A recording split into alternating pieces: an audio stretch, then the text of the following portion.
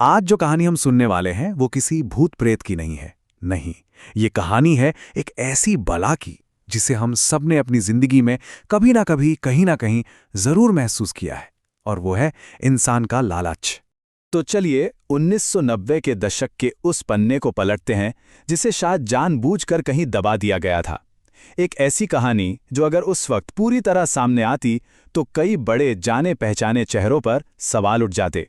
ये कहानी है सोनीपत और पानीपत के बीच उस सन्नाटे में डूबे एक फार्म हाउस की। बाहर से देखने में बिल्कुल शांत, मगर अंदर अंदर जो हुआ वो किसी भी डरावनी कहानी के खौफ को बहुत पीछे छोड़ देगा। कहानी के किरदार बहुत ही सीधे साधे लगते हैं। एक तरफ राघव मलिक, एक बहुत बड़ा अमीर बिजनेसमैन जो दिल्ली में अपनी पत्नी मोहिनी के साथ रहता था, और दूसरी तरफ राजू जो पिछले 10 सालों से उनके फार्म हाउस की देखभाल कर रहा था। मतलब एक बहुत ही वफादार आदमी। 10 साल, सोचिए जरा, 10 साल का भरोसा, एक ऐसा रिश्ता जो पूरी तरह से विश्वास पर टिका था। राघव को राजू पर, जिसे कहते हैं ना, अंधा विश्वास था, और शायद यही उसकी जिंदगी की सबसे बड़ी भूल साबित होने वाली थी। सब कुछ बिल्कुल सामान्य चल रहा था जब तक राघव को राजू का वो एक फोन नहीं आया।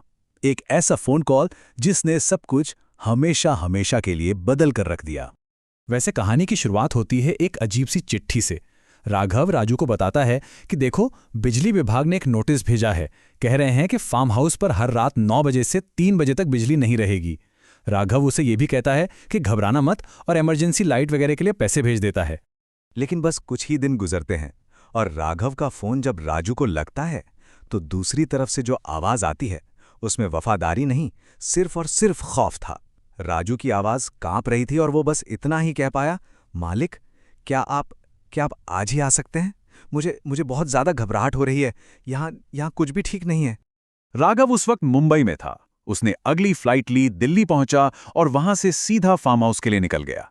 लेकिन जब वो वहां पहुंचा तो माहौल बिल्कुल बदला हुआ था। ना गाने की आवाज, ना गेट पर स्वागत करने के लिए राजू। हर तरफ एक चुभने वाली शांति थी। काफी देर ढूंढने के बाद राजू उसे तबेले के कोने में बुरी तरह कांपते हुए मिला। राजू ने जो कुछ भी बताया, राघव के लिए उस पर यकीन करना बहुत मुश्किल था। लेकिन उस रात उस फार्म हाउस में जो राघव के साथ हुआ, उसने उसके होश ही उड़ा दिए। राजू ने बताया कि कैसे उसे फार्म हाउस में किसी और के होने का एहसास हो रहा था। कभी कोई खिड़की से झांकता तो कभी कोई खेत में घूमता हुआ दिखता। और फिर जैसे ही रात के 9 बजे बिजली गई, उसने टॉर्च जलाई और रोशनी में अपने ठीक बगल में एक बिना सर वाली औरत को खड़ा देखा। वो इतना डर गया कि तब से तबेले में ही छिपा हुआ था। राघव को लगा कि राजू शायद बस डर गया है, वहम कर रहा है। उसने उसकी बातों को टाल दिया। लेकिन उस रात वहम और हकीकत के बीच की दीवार गिरने वाली थी।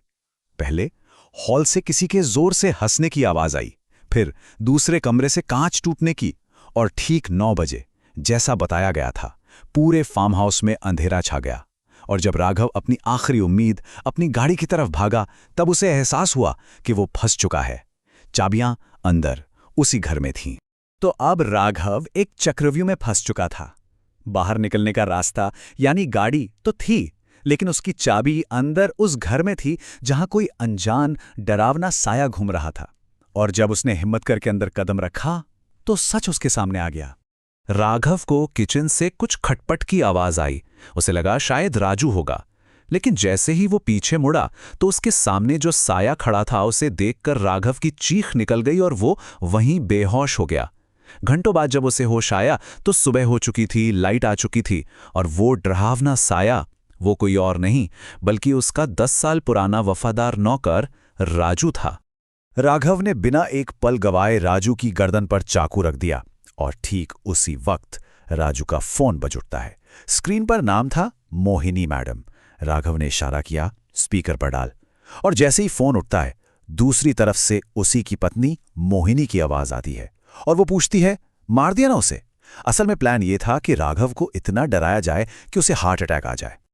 अब कहानी का असली खेल शुरू होता है। राघव कोई मामूली शिकार नहीं था। उसने इस धोखे का जवाब एक ऐसी चाल से दिया जिसकी किसी ने कल्पना भी नहीं की थी। राघव ने मोहिनी को फोन लगाया और कहा कि वो प्रॉपर्टी का हिस्सा देने के लिए तैयार है, और उसे अभी के अभी फार्म हाउस आना होगा।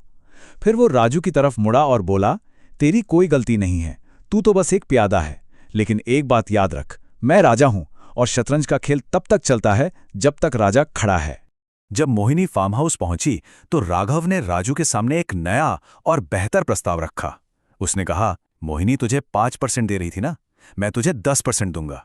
बस जैसे ही वो अंदर आए उसे मार देना। और वही हुआ। जैसे ही मोहिनी ने घर के अंदर कदम रखा, राजू ने चाकू उसके सीने में उतार दिया।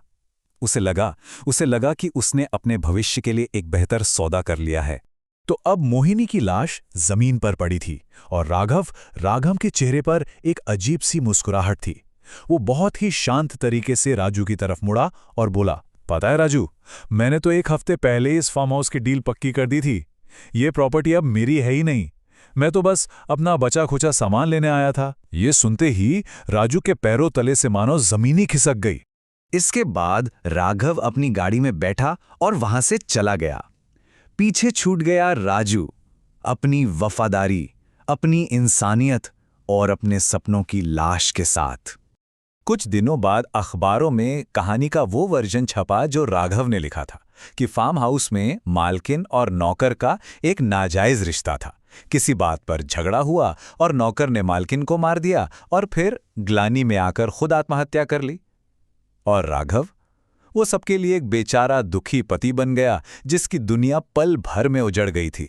ये कहानी हमें यही सिखाती है कि लालच एक मीठा जहर है। मोहिनी और राजू ने इसे चखा और उनकी जिंदगी तबाह हो गई। राघव ने इसी जहर को एक हथियार की तरह इस्तेमाल किया और वो ऊपरी तौर पर जीत गया। लेकिन क्या सच में? राघव ने अपनी प्रॉपर्टी बचा ली, पैसा बचा लिया, सब कुछ, लेकिन इस पूरे खेल में उसने अपनी पत्नी को खो दिया, अपने सबसे वफादार इंसान का भरोसा खो दिया और शायद कहीं ना कहीं अपनी इंसानियत भी खो दी। तो सवाल वहीं आके रुक जाता है कि लालच के इस खेल में क्या वाकई कोई जीतता है या आखिर में सब हार जाते हैं? इस पर सोचिएगा जरूर।